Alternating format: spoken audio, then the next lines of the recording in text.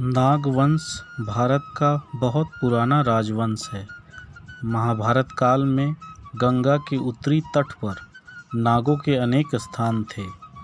नागवंश के अनुसार शेष, वासुकी, तक्षक तथा शीलनाग ये 4 नागराज थे। ईसवी सन के प्रारंभिक काल में नागवंश ने अपनी खोई हुई शक्ति पुनः प्राप्त कर ली थी। पूरा मध्य देश इनके प्रभुत्व में था। विदिशा, वकाट, कांतीपुरी, मिर्जापुर में इनकी राजधानियां थीं। नागवंशी राजाओं ने कुषाणों के मुलुंड, मुरुंड, मुंडा शासकों पर अधिकार किया था। कई नागवंशी राजाओं ने कई बार अश्वमेध यज्ञ भी किए थे। छोटा नागपुर में नागवंशियों का प्रवेश 64 ईस्वी से ही माना जाता है।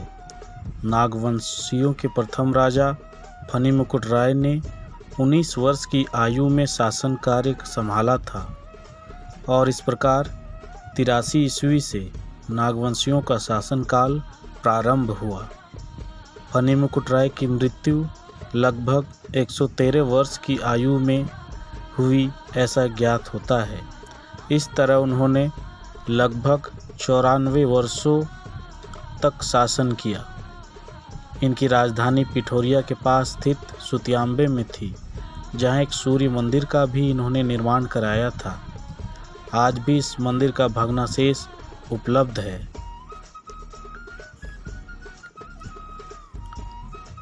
नागवंशी राज्य की स्थापना के संबंध में एक उल्लेख आता है।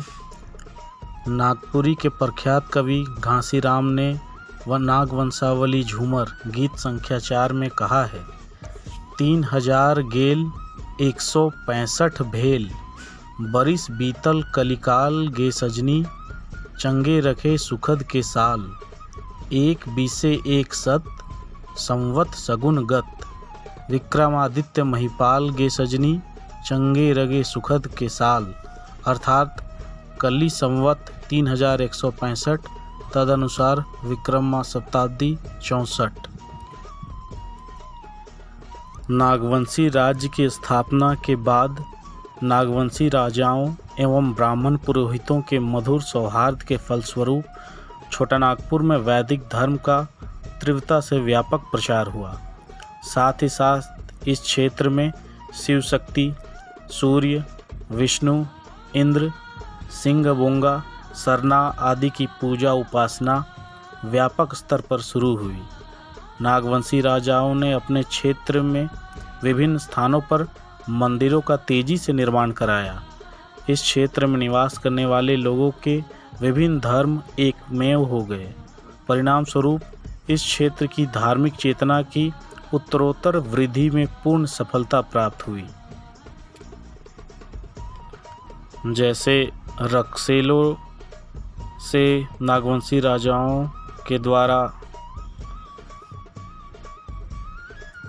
युद्ध के उपरांत वासुदेव मूर्ति जो प्राप्त की गई थी, उसे हापामुनि के महामाया मंदिर में भी स्थापित किया गया। विष्णु मंदिर, चुटिया का राम मंदिर, बोड़िया का लक्ष्मी मंदिर, जगन्नाथपुर में भगवान जगन्नाथ जी का मंदिर इत्यादि का निर्माण और डोईसागढ़ का निर्माण उस समय के बहुत ही समृद्ध और संस्कृति को दर्शाता है। उन्होंने जो भी निर्माण करवाया था उसके अवशेष आज भी हैं।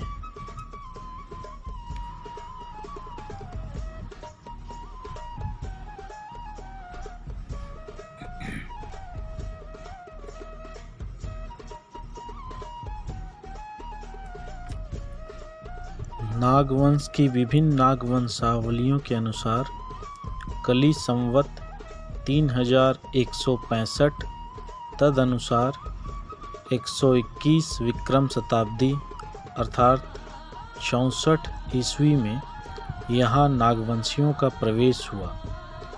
बेनीराम महथा लिखित नागवंशावली अध्याय 4 पृष्ठ 63 में उल्लेख मिलता है कि कलयुग 3000 अरु 6165 वर्ष बीत गयो तही समय में वर्णी जाय नहीं हर्ष।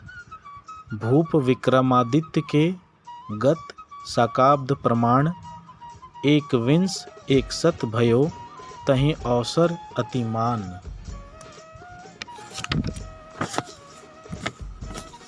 छोटा नागपुर में जब से प्रथम नागवंशी राजा महाराजा फणिमुकुट राय द्वारा 83 ईस्वी सन में नागवंश की स्थापना के बाद भारत देश के स्वतंत्रता प्राप्ति तक का नागवंश राज्य, जो लगभग 1900 वर्षों तक का शासन है, वह पूरे विश्व के ज्ञात इतिहास में सबसे लंबी अवधि तक शासन करने वाला प्राचीन राज्य परिवारों में से एक है।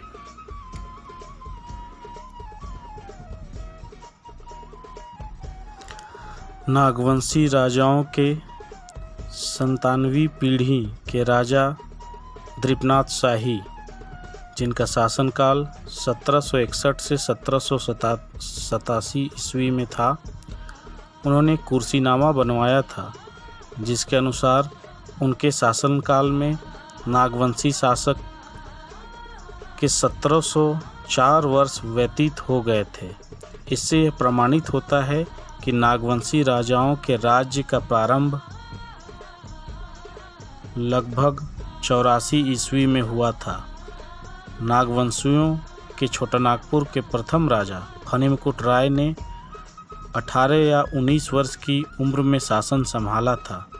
इस प्रकार उनका जन्म 64 ईस्वी से ही जान पड़ता है।